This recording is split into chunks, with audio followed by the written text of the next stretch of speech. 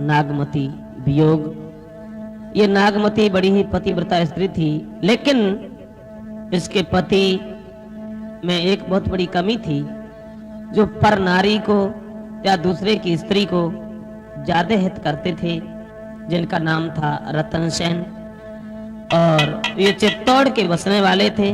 तो आइए देखते हैं नागमती वियोग के बारे में। नागमती रतन सेन की पहली पत्नी थी। नागमती की कथा सुनो, जो बड़ी पतिव्रत नारी थी, और लेकिन पति था व्यभिचारी, इस वजह नारी की खुआरी थी।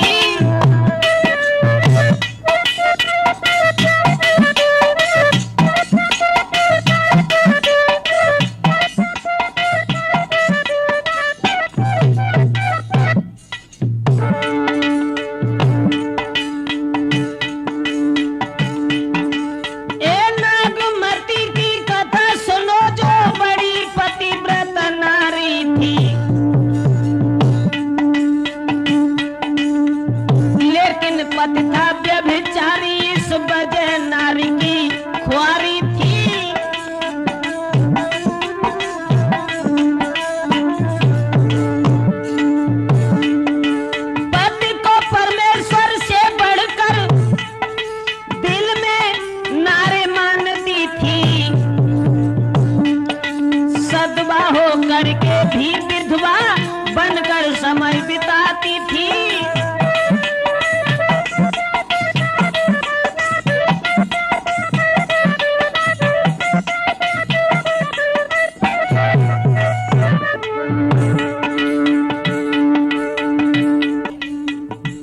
ये सदवा होने के बाद भी विधवा बनकर के किस तरीका से अपने वक्त को बिताती रही नागमती। के चक्कर में अपनी नारी को भूल गया, पति के बिछुड़न से नारी का रहते घर में दिल यूब गया।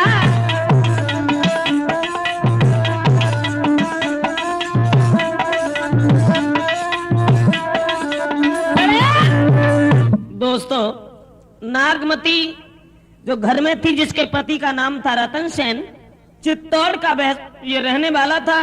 लेकिन बात ये बनी, बचपन में चित्तौड़ के राजा रतन सेन से ज्योतिषियों ने ये कहा कि तुम्हारी शादी पद्मावती से होगी। लेकिन नागमती से जब शादी हो गई, वो नागमती देखने में बहुत खूबसूरत थी। नागमती अरे थी जो पतिव्रता नारी,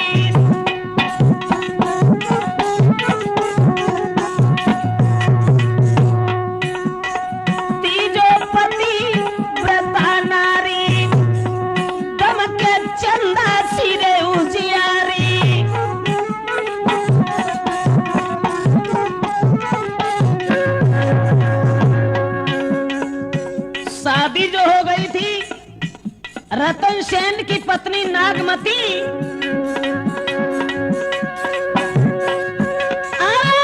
के केस जैसे नागिन कारी, नैना हिरना की उन्हारी,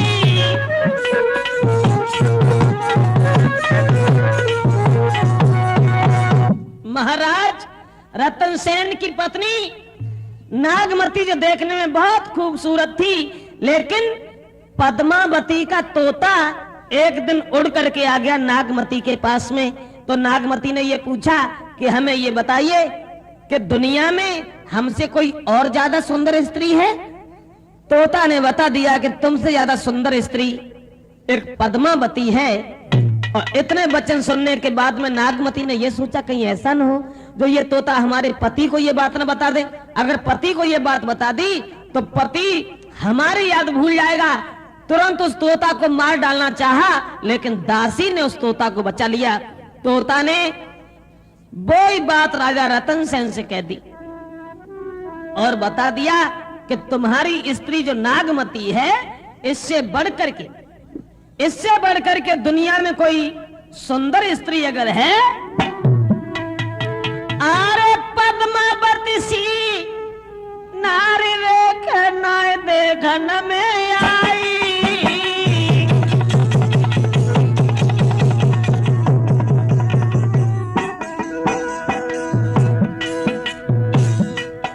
तोता ने राजा से कह दिया, पद्मावती सी नारी रेख नाय देखन में आई। सुन तोता की बात रे, ए सुन तोता की बात, रात भर नींद न आई।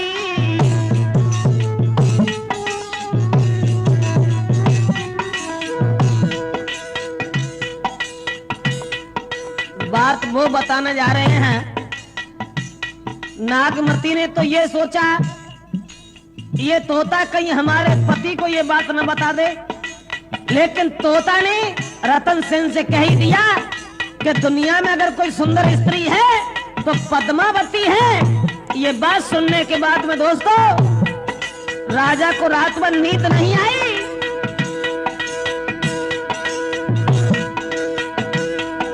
महाराज भोर ही भर चलने को तैयार, हाथ जोड़ के नागमतियां कहे पिया भरतार।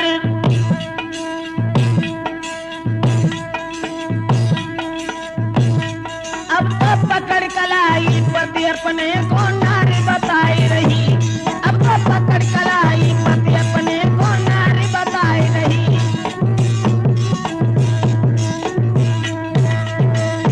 जिस समय दोस्तों तोता की जबान से ये वचन सुने ही कि पद्मावती जैसी औरत और दुनिया में आज तक कोई सुंदर नजर नहीं आई, ये वचन सुनने के बाद में राजा रतन सेन पद्मावती से मिलने के लिए भाग खड़े हुए।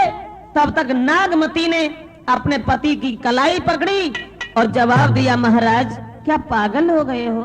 अरे पराई स्त्री होती है, इसलिए मेरी बात मानो। और के पीछे पति गाय को मती गई बराई, और तेगासी पे निधार रे के मानो नारी पराई।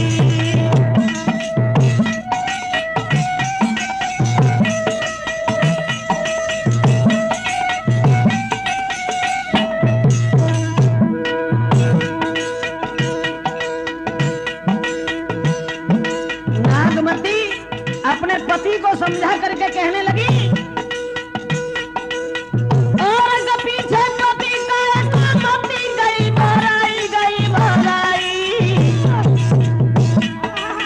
काशी पे निधार रे के मानो नारी पराई।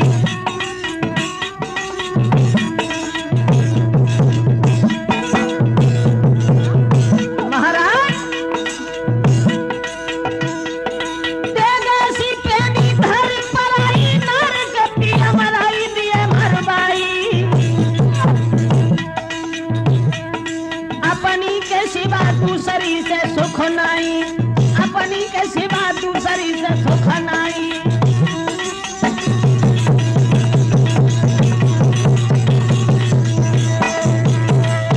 नागमती अपने पति को जाते हुए देख करके समझाने लगी, महाराज पराई स्त्री पराई होती है, इसलिए तुम मेरी बात मानो, आंगन में रहो, पद्मावती के चक्कर में आप मत फंसो।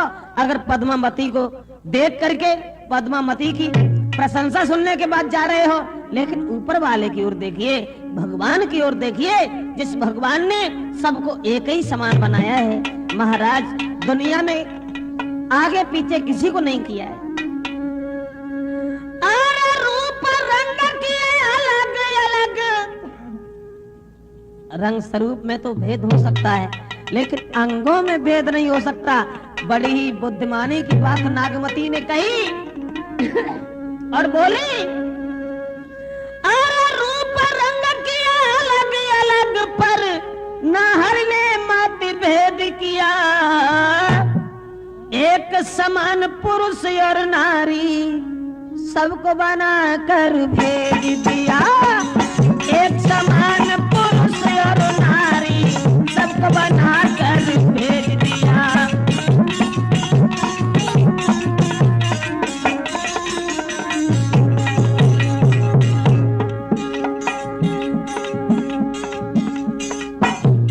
दुनिया के रखवाले भगवान ने नर और नारी ये दो जोड़ा जो तैयार किए हैं, रूप रंग किए अलग अलग पर नाहर ने मतभेद किया। एक समान पुरुष और नारी सबको बना कर भेज दिया।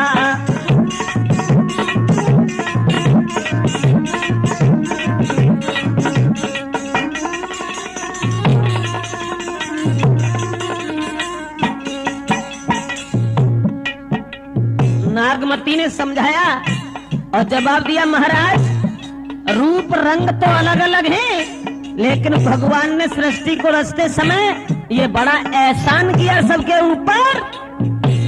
दो प्रकार की सूरत रखी, एक गोरी एक काली। अब देश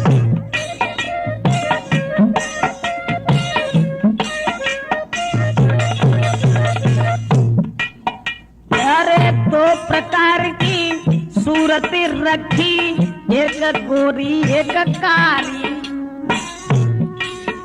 और किसी की सूरत से नफरत है, किसी की चित्त बन प्यारी। ये तो केवल पूर्व जन्म का संस्कार है, लेकिन भगवान ने दोनों हाथ पैर दिए सबको।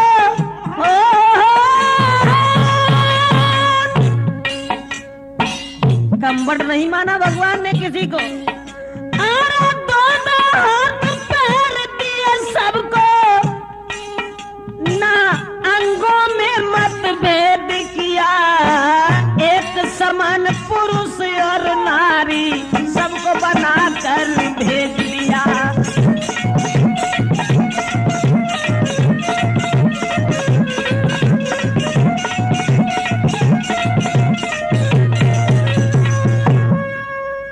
दोस्तों, नागमती ने बहुत कुछ कहा, समझाती रही कि महाराज मेरी बात मानो, पद्मावती के चक्कर में आप परेशान मत हो जाओ, तुम मेरे पास आंगन में रुको। लेकिन रतन सेन ने ये कहा कि मैं समझ गया, तू सौत को डर करके हमसे इनकार कर रही है, लेकिन हम नहीं मानेंगे। एक न मानी नारी की बेचल बे को तैयार, और पद्मावती से मिलन को होएगा भूत सवार। तोता के मुंह से पद्मावती की बड़ाई सुनने के बाद वो अपने परिवार, अपने घर बार सबको भूल गए, स्त्री को छोड़ दिया और वहां से पद्मावती से मिलने के लिए चल पड़े। अरे मानी नारी की के बड़ेगा भूप अगारी।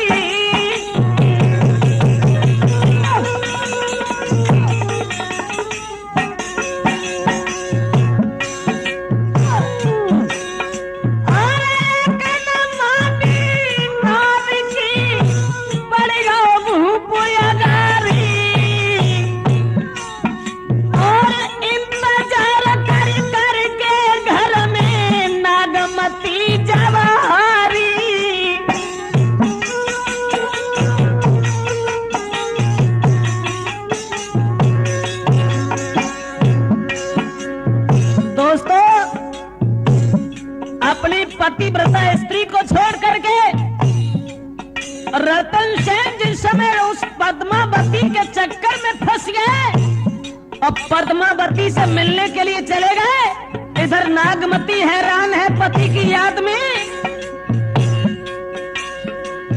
महाराज बात को देखे सुबह और शाम,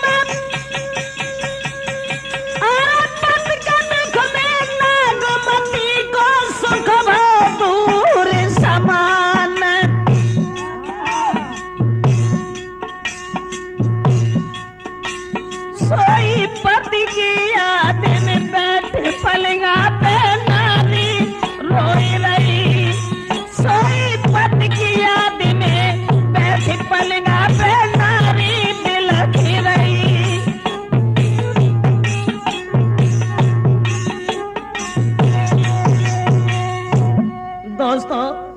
इस समय रतन सेन अपनी पत्नी से मोह त्यागने के बाद में पद्मावती से मिलने के लिए चले जाते हैं।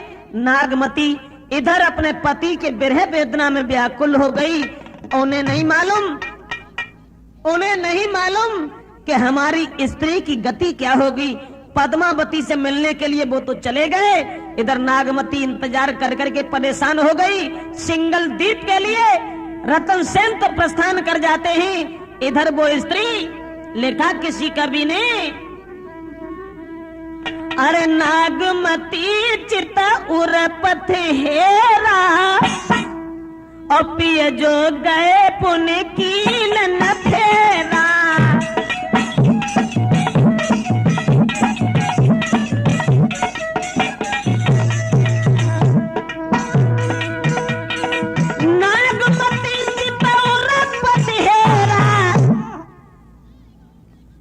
पिय जो गए पुण्य कील न फेरा, पुण्य जो गए।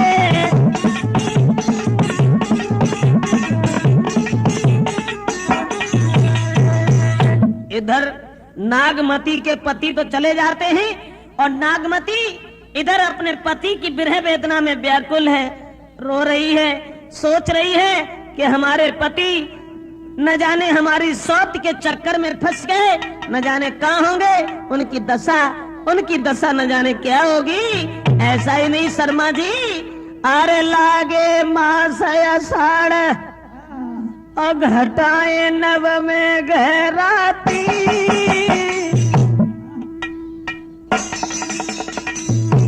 नागमती व्याकुल हो गई।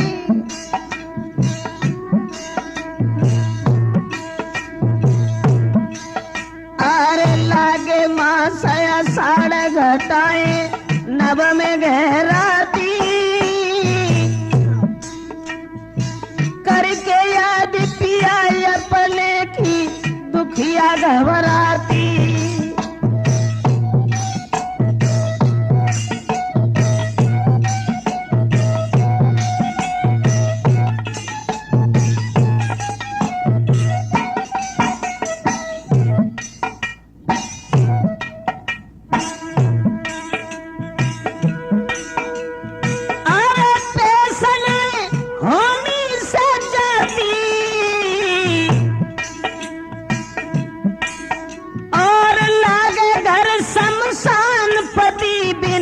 नारी कल पाती रहूं कैसे अब आंगन मेरे, रहूं कैसे अब आंगन में। और पत बिन कछु न सुहाई धीर कैसे लाऊं मन में।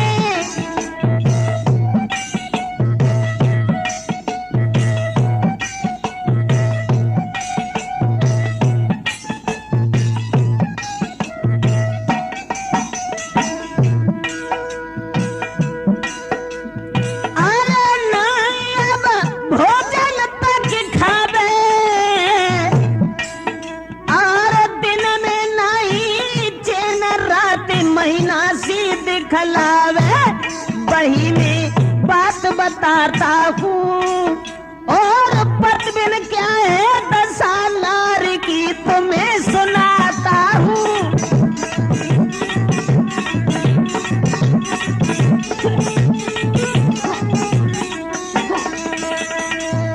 दोस्तों, इधर तो पति निर्मोही बनने के बाद में अपनी स्त्री नागमती को त्याग करके और पद्मावती से मिलने की आस लेकर के चला जाता है। इधर नागमती अपने पति की विरह वेदना में व्याकुल हो गई। उसे यही मतलब नहीं था कि हमारे पति मेरे पास आकर के रहे पति और पत्नी के भाव से, लेकिन नहीं, मछली जिस तरीका से बिना पानी के प्राणों को छोड़ देती है, उसी तरीका से पतिव्रता स्त्री बिना पति के दर्शन के जिंदा नहीं रह सकती। इधर वो नागमती अपने पति की याद में व्याकुल हो गई। ऐसा ही नहीं, सावन का महीना जब आया, सावन के महीना में अपनी हमजोली के पास बैठ करके नागमती रो करके कहने लगी, सहेली अरे बहना महीना सावन दुखदाई, पति बिन कछु दिखे नाई। कैसे मैं पाऊं सुख चैन को।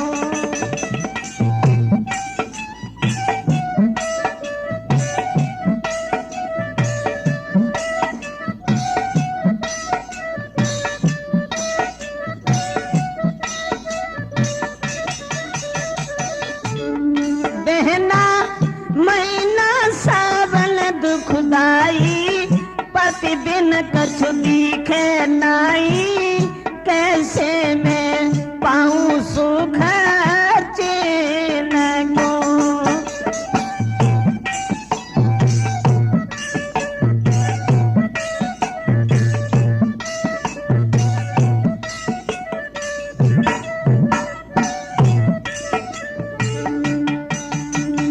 बोली सहेली, जब से गए खबर नहीं लीनी, बन गए पति निर्मोही।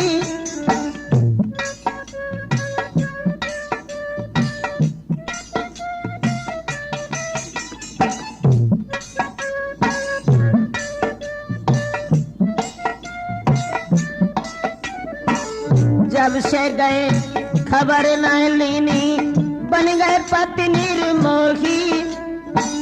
रहूं अब जला मुर्दा के सम, साथ बताऊं तोई।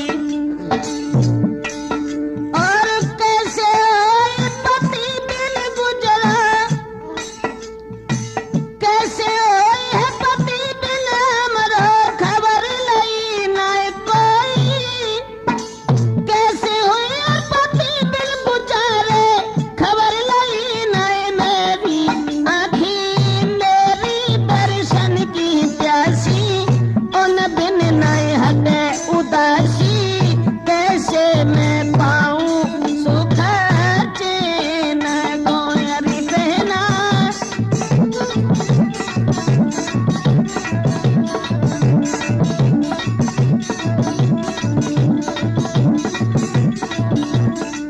बोली रिमझिम पड़े फुहार सहेली, बोले मोर पपीहा।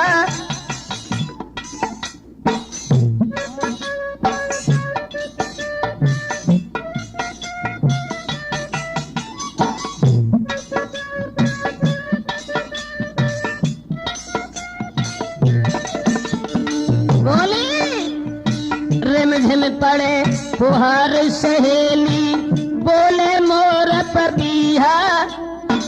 लागे तीर समान वो बानी, फटो जाए मेरो हिया। और लागे घर शमशान सहेली, लागे घर शमशान सहेली, उमग रहो है जिया। लागे घर शमशान सहेली, उमग रहो मेरे जिया। बहना नहीं मैं घर कल पाती, प्रतिदिन में भर दिन खाती। कैसे मैं पाऊं सुख चैन को। अरे बहना,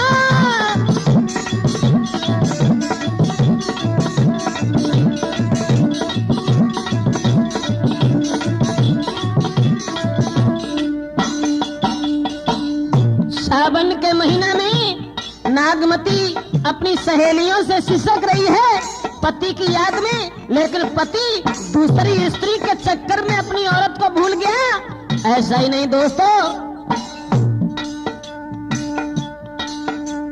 अपनी सहेली से बोली, अरे फंस के सौतेन के फंदा में मेरी याद विसारी।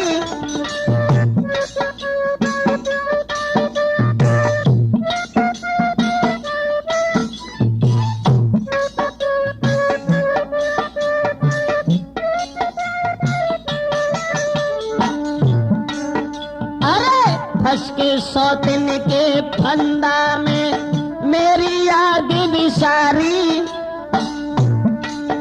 और सुख छीनो अपनी नारी को, दूसरे की नारी प्यारी। कैसे समय कटे ब्रजेश, अब उम्र मेरी बारी। और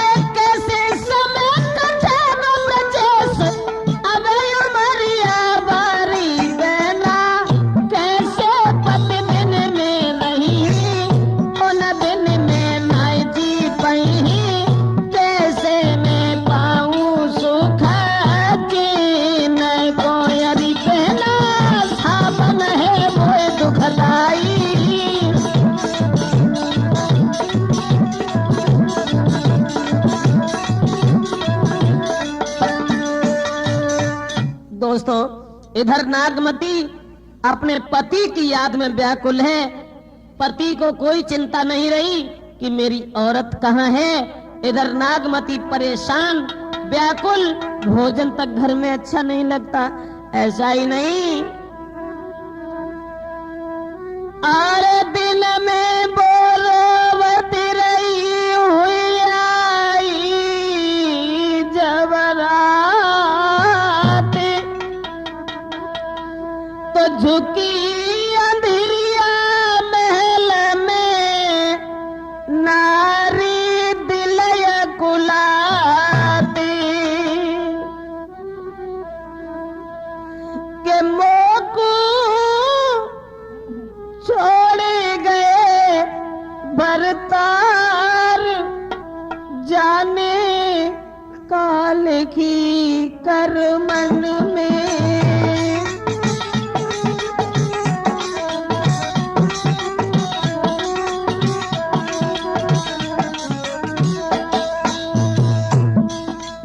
अब देश रात जब हो आई, वो स्त्री अकेली अंधकार में, सावन के महीना में जो रिमझिम फुहार पड़ रही है, बादल गरज रहे हैं, बिजली चमक रही है, वो औरत अकेली बैठी रो रही है।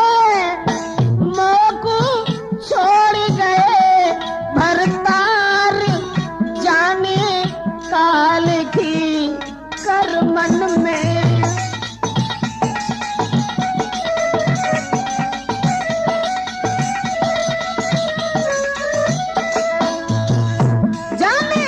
काल की कर मन में, कैसे पति के दर्शन में, जाने काल की कर मन में, कैसे पाऊं पति दर्शन में। नैया डूब रही मझधार, जाने काल की कर मन में।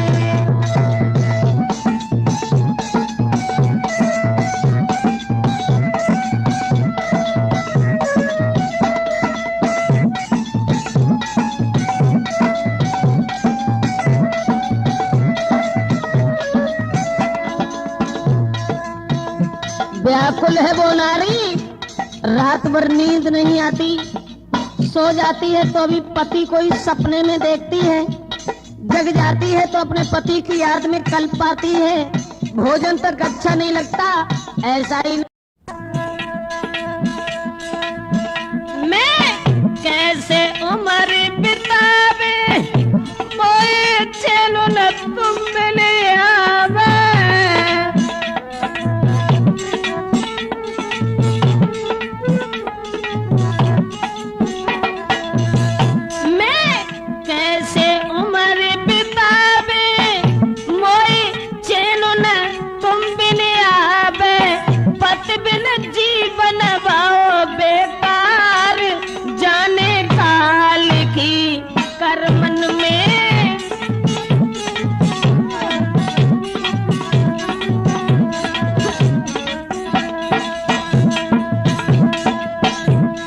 ऐसा ही नहीं, नैनन से नीर बहाती, जैसे कैसे जल बिना मीनय कुलाती, मानो सही ब्रजेश कुमार, जाने कहा लिखी कर मन में।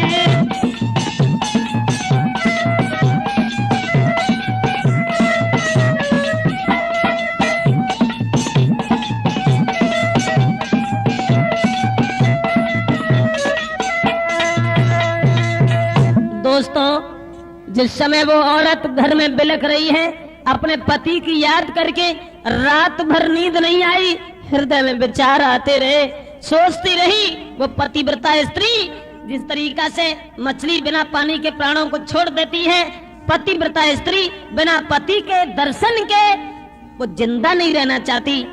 सोच रही हृदय में, अरे कहाँ ढूंढे सासू के लाल, अरे कान ढूंढे सासु के लाल, तुम बिने नए कंठ गुजारो।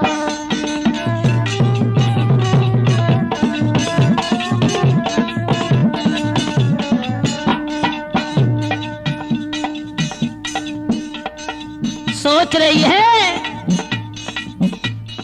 आषाढ़ सावन बीत गए और जब भादों की रात आई अब देश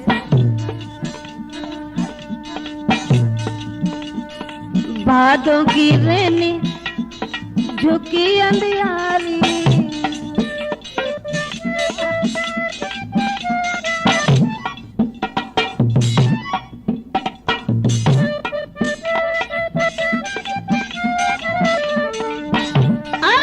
भादों की रात झुकी अंधियारी, हुई रही है बरसात भारी।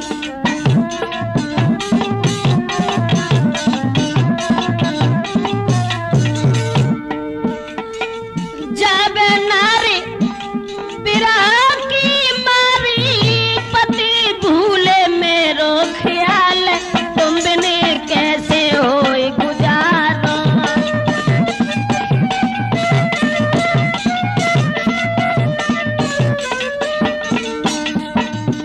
वो स्त्री इधर व्याकुल है और सोच रही अपने मन में वो नागमती, तुम बिने मोकू चैन परना।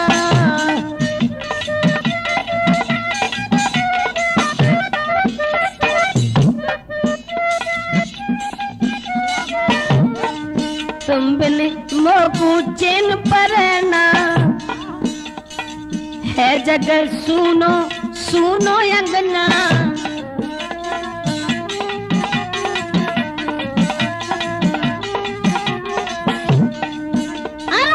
है जगह सुनो सुनो अंगना, तड़पने से मोई कछु मिलना,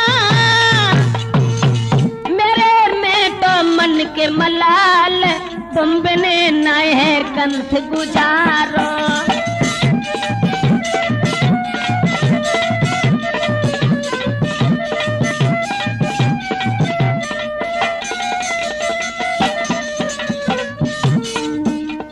सोच रही है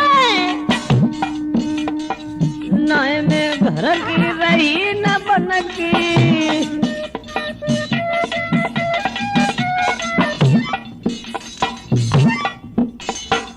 नए में घर की रही न बनकी, किन से बिथा में कहे रे मन की।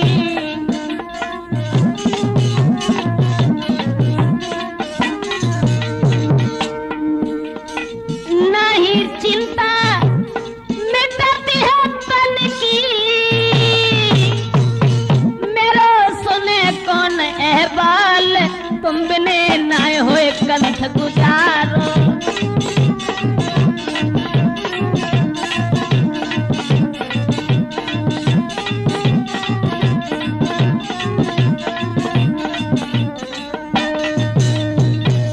दोस्तों, इधर वो स्त्री व्याकुल है, पति की याद में परेशान है, रात और दिन जिसे नींद नहीं आती, हृदय में पति की बात वो याद आती है। न जाने पद्मावती के चक्कर में हमारे पति की क्या दशा होगी, लेकिन पति को पत्नी की याद नहीं रही।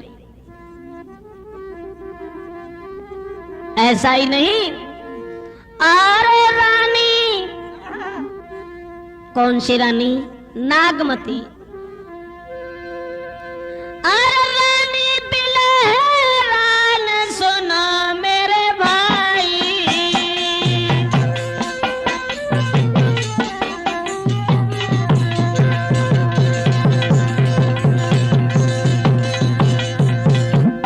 नागमती इधर परेशान है। रानी बिलहरान सुना मेरे भाई,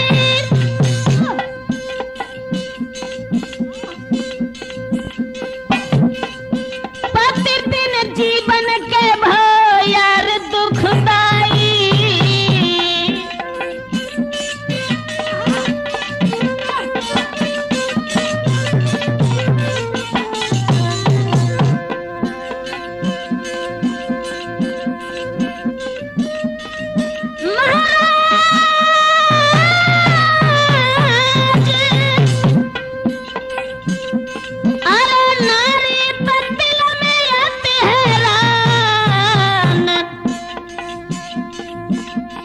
उत्तर राजा के हाल सुनो, अरे सभी लगाए के ध्यान।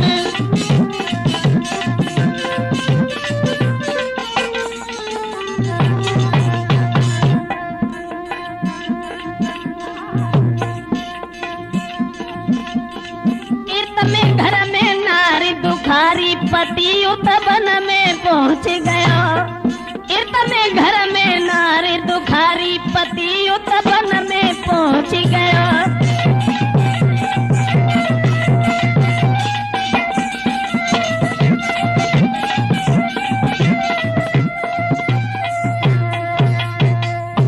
दोस्तों, इधर तो महारानी नागमती व्याकुल है, अपने पति की याद में परेशान है, और उधर वो पति रतन सेन अपनी स्त्री के याद को भूल करके पद्मावती से मिलने के लिए आगे को भाग खड़ा हुआ।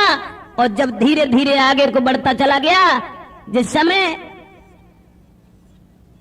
उन्हें आंखों से भी दिखाई नहीं दे रहा था, पद्मावती का ध्यान उनके हृदय में गूंज रहा था, पद्मावती का चेहरा उनके दिमाग में बसा हुआ था।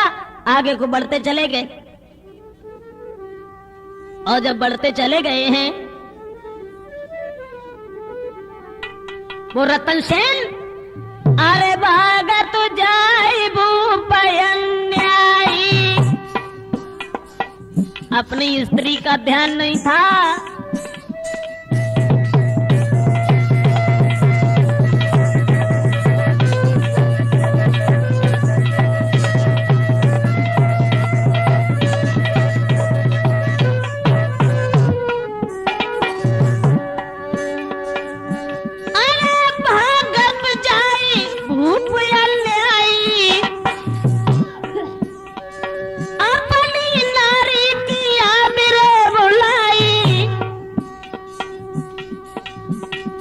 और सोचने लगा, मिले मोए नारी मन भाई, सिंघल दीपक की सीधा लगाई।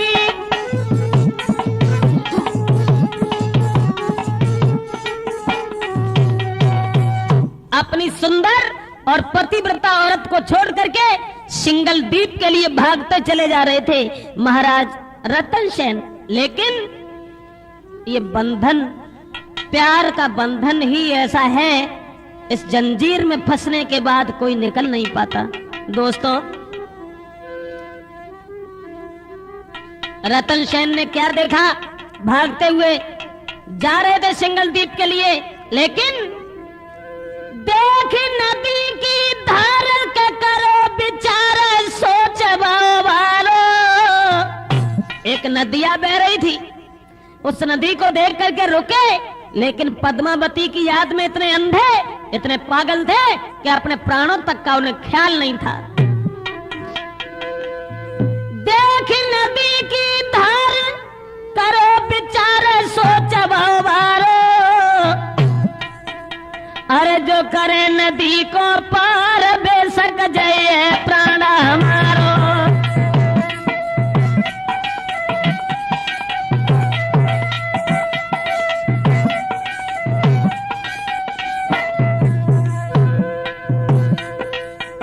बहती हुई नदी को निहार करके पद्मावती के प्यार में अंधे रतन सेन के हृदय में एक बार तो ये विचार आया कि अगर हम नदी में घुसे तो डूब जाएंगे, लेकिन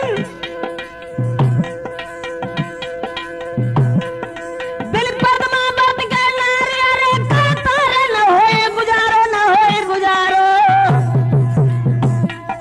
रानी के रूप पे भाव भूप मतवारो, रानी के रूप पे भाव भूप मतवारो।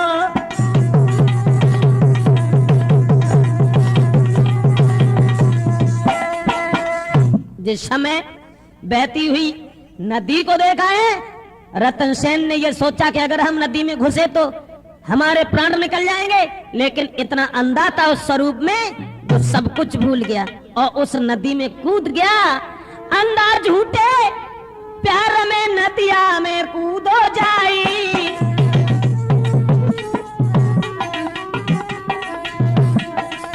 बहे अथाहन पानी रे जब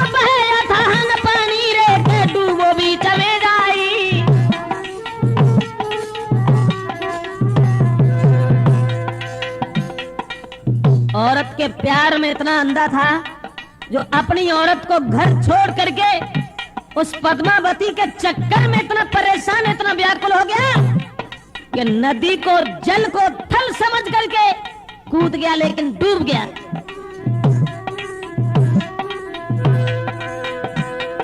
महाराज लोग के बटने तुरंत निकाले और लेकिन नबका के बटने के बाहर दायरेदारी सोई पकड़ कलाई के बटकी भरन को समझायो, सोई पकड़ कलाई के बटकी भरन ये समझायो। जिस समय महाराज रतन सेन उस औरत के प्यार में इतने पागल हो गए कि नदी में कूद गए, डूब गए, एक केवट ने आकर के उन्हें निकाला और उसके बाद केवट को सारी बात उन्होंने बताई और ये कहा कि मैं अपनी औरत नागमती को बिलखते हुए छोड़ करके आए हैं और पद्मावती से जब तक हम मिल नहीं लेंगे तब तक हमें सुख का भोजन, सुख की नींद, हमें ये कुछ भी नहीं सुहाएगा। इसलिए मैं यहाँ से जा रहे हैं। लेकिन दोस्तों ये ध्यान रखना, मैं आपको बताने जा रहे हैं इस लक्ष्मी कैसेट में कि न जाने भगवान ने औरत में क्या छुपा दिया है जो हर इंसान औरत का इतना लंबा अधीन हो जाता है, जो औरत के सामने अपनी मौत तक भूल जाता है। सोचा करता हूँ कि दीन बंधु ये सब क्या है, तेरी सृष्टि का खेल क्या छुपा दिया हर नारी में। शंपू क्या छुपा दिया हर नारी में जो नहीं देखने में आता है और नारी के आगे सूरवीर बलवान तलक झुक जाता है।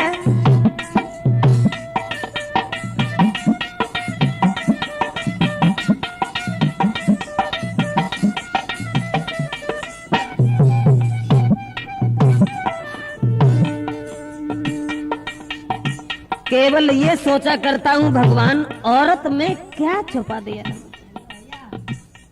शर्मा जी कोई शरीर से संबंधित बात नहीं है, इसमें गूढ़ रहस्य है कि औरत में भगवान ने क्या छुपा दिया। देखो बाली ने बड़े बड़े वीरों की शक्ति छिनाई है, सुग्रीव का भाई बाली। देखो बाली ने बड़े बड़े वीरों की शक्ति छिनाई है, सुग्रीव की नारी के पीछे फिर अपनी जान कमाई है।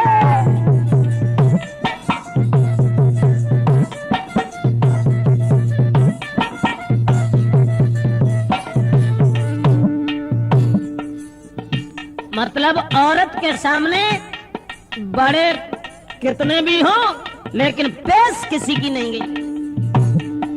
रावण से बलधारी ने, रावण से बलधारी से इंद्र देवता का हारा है, लेकिन उसका भी नारी ने, लेकिन उसका भी नारी के आगे ना चला गुजारा है।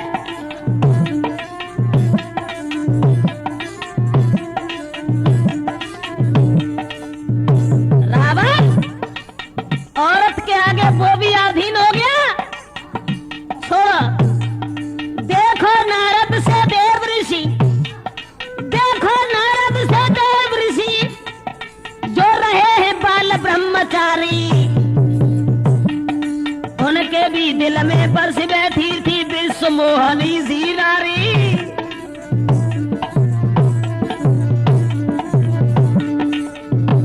कहने का मतलब यह है इंसान की तो बुनियाद क्या है, जब देवता तक अधीन हो गए, ऋषि मुनि औरत के पीछे अपनी मौत भूल गए। अवधेश क्या देखा इंद्राहिल्या पे अपनी ब्याही छोड़ी नारी, क्या देखा नीच चंद्रमा ने जो गुरु की ले भागो नारी।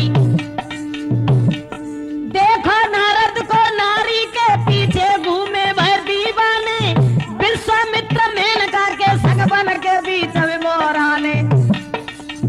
इसीलिए सोचा करता हूँ कि भगवान क्या छुपा दिया है नारी ने जो नहीं देखने में आता है। नारी के आगे सूरवीर बलवान तलक झुक जाता है, नारी के आगे।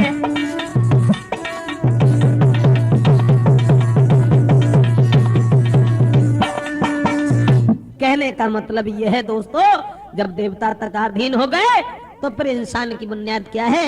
आज वो रतन सेन अपनी औरत को भूल करके और जिस समय पद्मावती के चक्कर में फंस जाता है और केवट को उसने सारी बात बताई, जब नदी से उसे निकाल लिया गया, मरे तो थे ही औरत के प्यार में, लेकिन फिर भी जिंदा हो गए।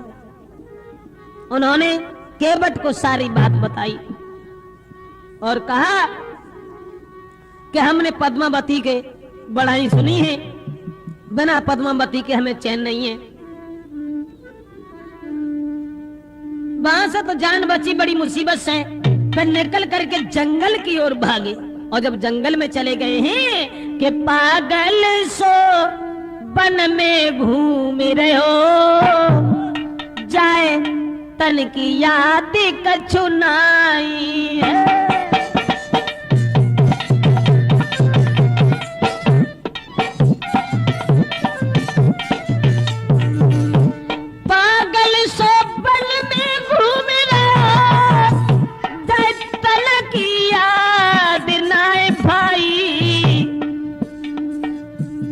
पद्मावती की सुंदरता पे दिनों है सब कुछ बिसराई।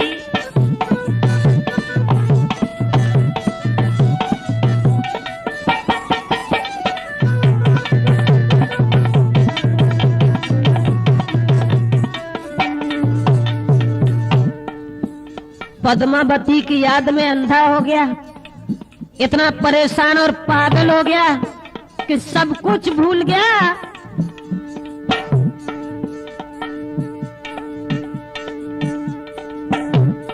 उस वन में कई झुंड घूम हाथियों को, कई शेर दबा चिल्लाते हैं और रात की झुकी अंधेरिया डर से प्राण निकले जाते हैं।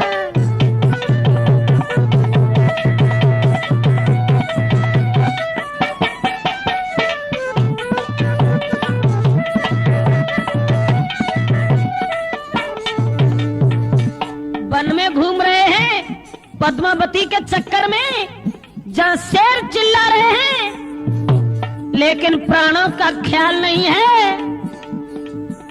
नए भोजन को कुछ ख्याल किया, पर टूटी नए खामोशी है। और उसी शहर में बुढ़िया के द्वारे पे आई बेहोशी है।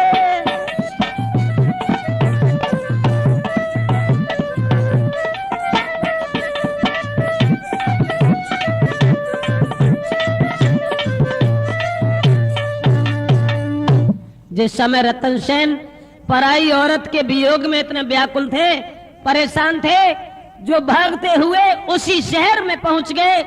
परेशान बहुत हुए, लेकिन उसी शहर में जाकर के जिस समय पहुंचे हैं तो वहां उन्होंने देखा एक बुढ़िया के द्वार पर बेहोश होकर के गिर गए।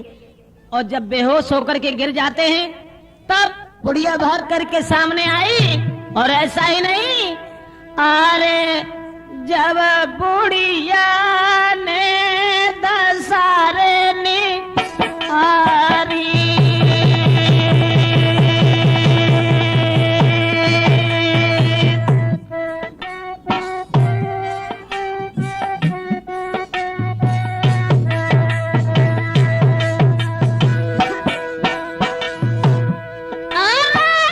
जब बुढ़िया ने दसारे हारी, रही मुख में हरे पानी जाके डारी।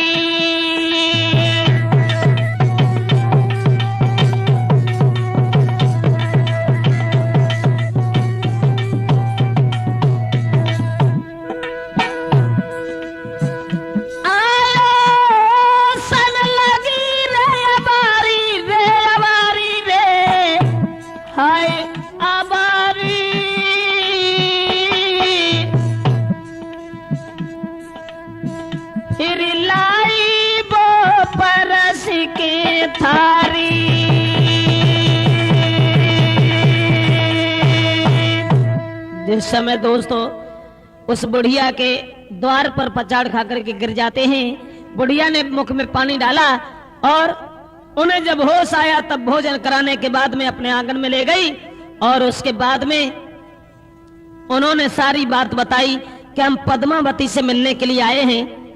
बुढ़िया ने जवाब दिया, बेटा सब कुछ कहना लेकिन यही मत कहना। अरे बा मत जाइयो बेटा रे, कहना है मिले वो नारी।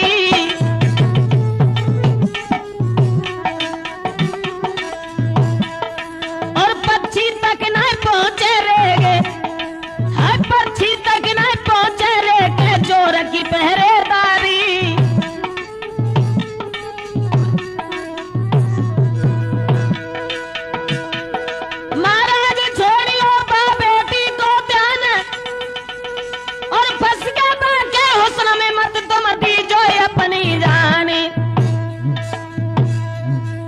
कोई बात राजा ने बुढ़िया की नहीं सुन पाई, लेकिन कोई बात राजा ने बुढ़िया की नहीं सुन पाई। जिस समय बुढ़िया से ये इशारा किया है कि हम पद्मावती से मिलने की चाह में यहाँ आए हैं, इतने वचन सुनने के बाद बुढ़िया ने कहा, बेटा सब कुछ कहना लेकिन ये मत कहना पद्मावती के पास तक कोई नहीं पहुंच सकता है, क्योंकि वहां बड़ी पहरेदारी है, चारों तरफ सिपाही खड़े हुए हैं और वहां अगर तुम जाने की चेष्टा करोगे तो बिना मौत के मारे जाओगे, वहां मत जाओ। तब जो तोता ने जो हाल बताया था, उस तोता से कहा कि भैया तुम ही कुछ सुनो मेरी बात जो मन की है। हम अपनी औरत को भूल करके यहाँ आए हैं। हीरा मन तोता से कही, अब धर्म तुम्हारे यात, और किसी तरह पद्मा को अरे ले चलो भैया साथ। हीरा मन तोता से ये कहा कि भैया अब तुम ही कोई बात सोचो, हम क्या करें। तोता ने बंधाई धीरा, अरे रण धीरा न सोच कर भारी, और चाहे जान जाए हमारी रे के मिलाए दो सुंदर नारी। तोता ने तसल्ली दी और ये कहा चाहे हमारी जान चली जाए लेकिन घबराओ नहीं, पद्मावती से तुम्हारी भेंट जरूर कराएंगे।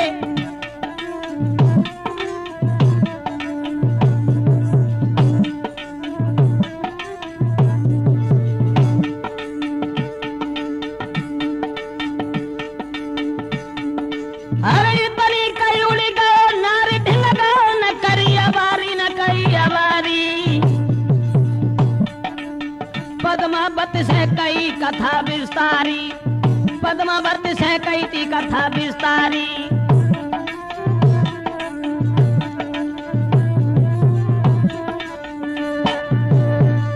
तोता ने तसल्ली दी और ये कहा आप घबराओ नहीं, हम पद्मावती के पास जा रहे हैं, तुम्हारी सारी कहानी कहेंगे।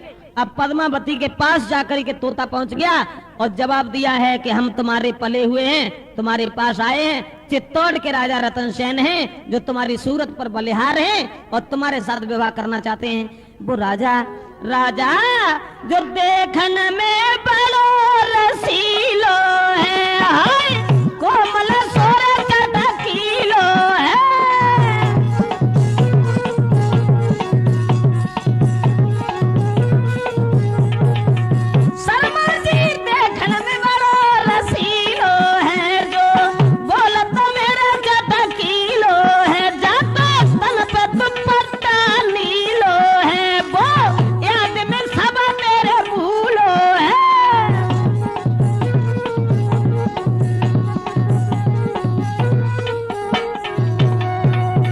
राजा तो बुढ़िया के पास रुका हुआ है और तोता ने यह कह दिया कि वो राजा तुम्हारे प्यार में अंधा है, इसलिए उससे तुम हित कर लो, शादी कर लो।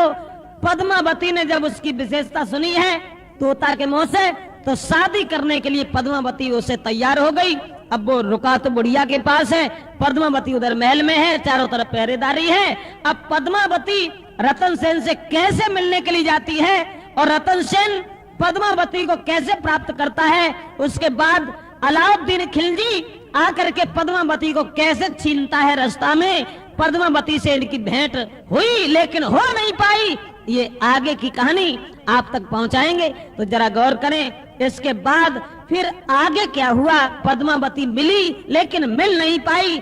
अलाउद्दीन खिलजी ने आकर के कैसे छीना, पद्मावती ने अपनी आत्महत्या कर ली लेकिन मुसलमानों के हाथ में नहीं गई। ये कहानी आगे आपको दूसरे भाग में मिलेगी, जरा गौर करें आगे की कहानी की ओर।